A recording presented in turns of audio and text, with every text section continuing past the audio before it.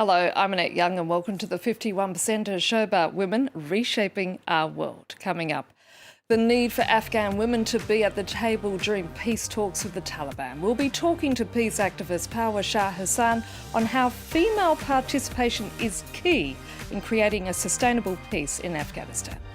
And with women taking a prominent part in Algeria's protest movement, we meet former athlete Safia Seghar, one of the few females in the country to have a top job in business.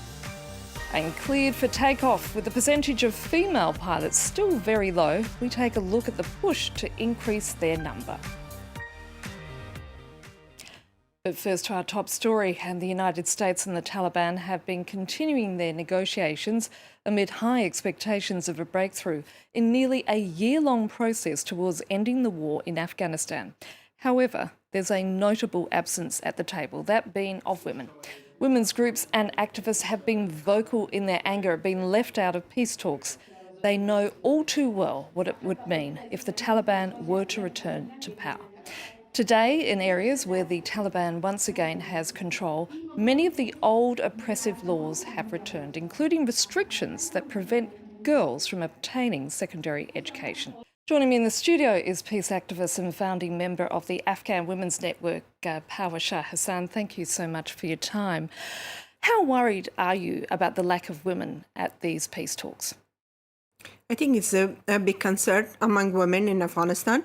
On one side, we are cautiously optimistic about the peace talk because it has never looked so close as it do now.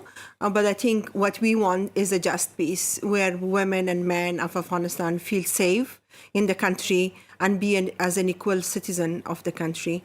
So the fear that we have is because the rule the Taliban had in the country just remind us of very bad experience that women had in that time. Women were totally swept out from the public space. Girls were not allowed to go to school.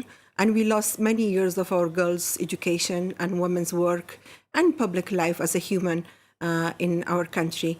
The motto that the women of Afghanistan, the activists, have today is that we don't go back. And that is kind of like a red line for us. Is anything being done to get women to the table?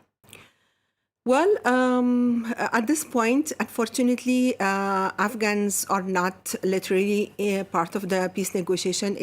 It's between Taliban and the US envoy there.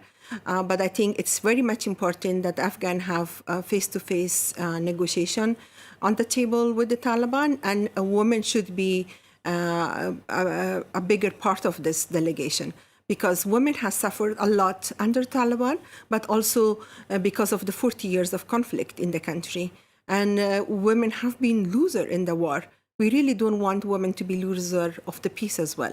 And as you said, this is all happening against the backdrop of the Taliban regaining control in certain areas of Afghanistan. What is happening to the women and girls in that part of the country? Well, that's very unfortunate because the message is being given as if Taliban are changed. I think Taliban has greater chance because they are in the country, and if they want to prove, they have to show and demonstrate that they really care for changing their image, but also to respect women's rights and also girls' rights in the country. Unfortunately, girls' schools are still burned or exploded.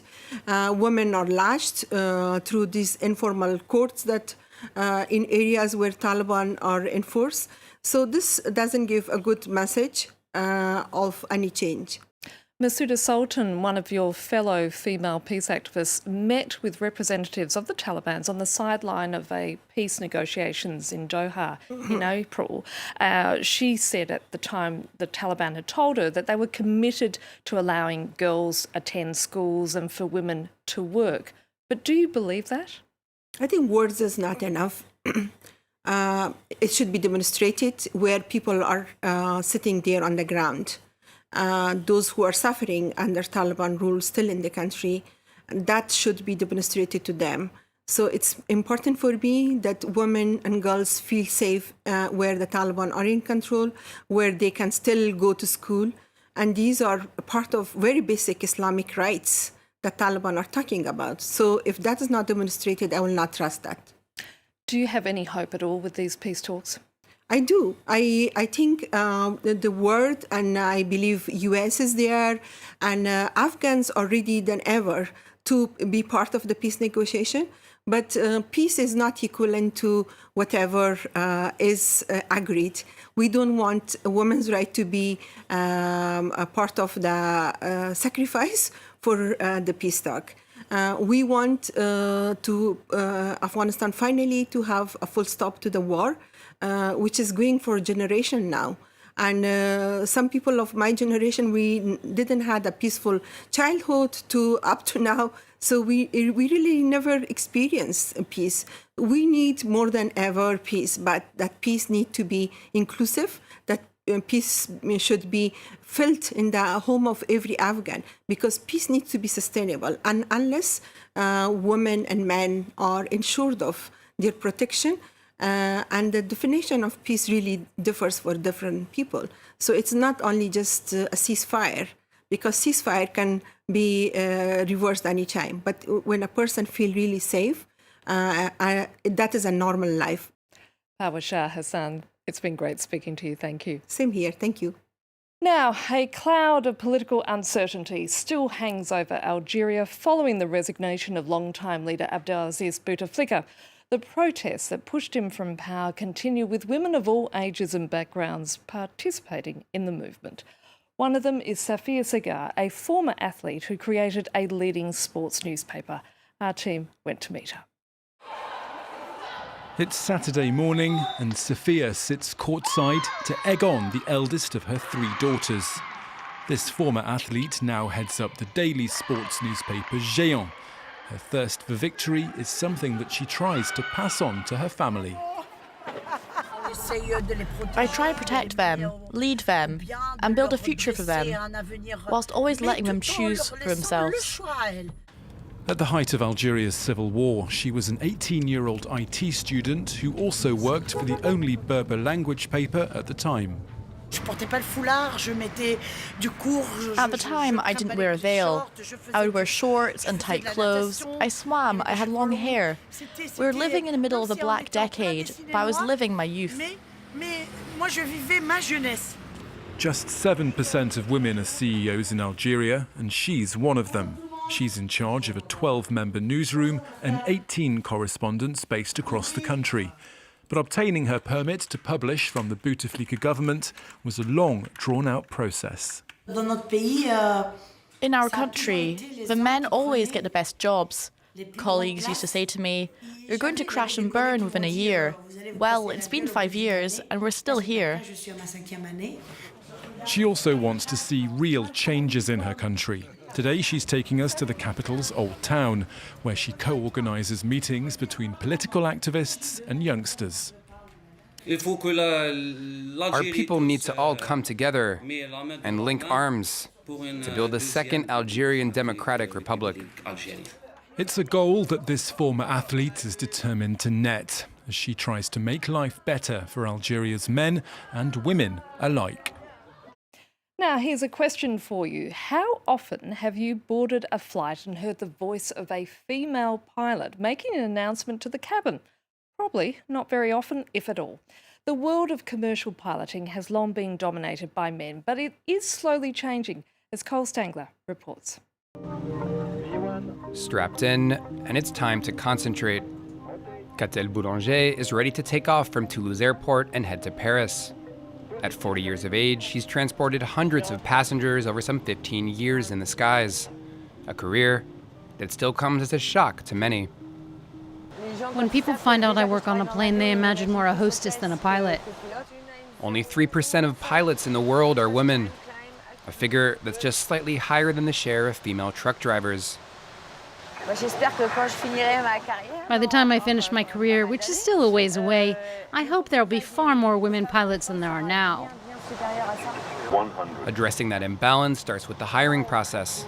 And today, women represent just about 1/10 of pilot job applicants in France. In Lyon, the 28-year-old Mélodie Dalle has just started her career at a low-cost airline. While her father also worked as a pilot, she long had doubts over whether she could follow in his footsteps. Every time I went with him, I just met male pilots. I never met female pilots until a few years ago. It was a dream job, but I didn't think I was capable of it. I didn't think it was for me. While cockpits have become more diverse, not everyone has grown with the times. There are sexist comments every once in a while, like, no wonder it was a bumpy flight, the pilot was a woman. Or they'll thank the pilots looking over my shoulder at my male colleague. I tell myself this mentality will end up changing. To make that change happen more quickly, some airline companies are going on the offensive. One example, this ad. The pilot is a girl, while the stewards are boys. 600,000 new pilots are needed within the next 2 decades to meet growing demand. Hard in such conditions to pass over new recruits. To help draw interest to the sector, one low-cost British carrier is sending its pilots to middle schools in France. We're not any less capable, but we ask ourselves more. Did we maybe make a mistake? Sometimes it takes some convincing. You need to know a lot of science, but I'm not good in math. You need to get over this lack of confidence, because we're capable of anything, and you too. In 5 years, this low-cost carrier has tripled its share of female recruits, part of a goal to have women represent 12% of the company's pilots. But while starting salaries are equal across the board, full pay parity is still far off. And that's it for now. You can also connect with us via our Facebook page, that being France24.51%, or do send us a tweet at _51%. So until our next show, bye for now.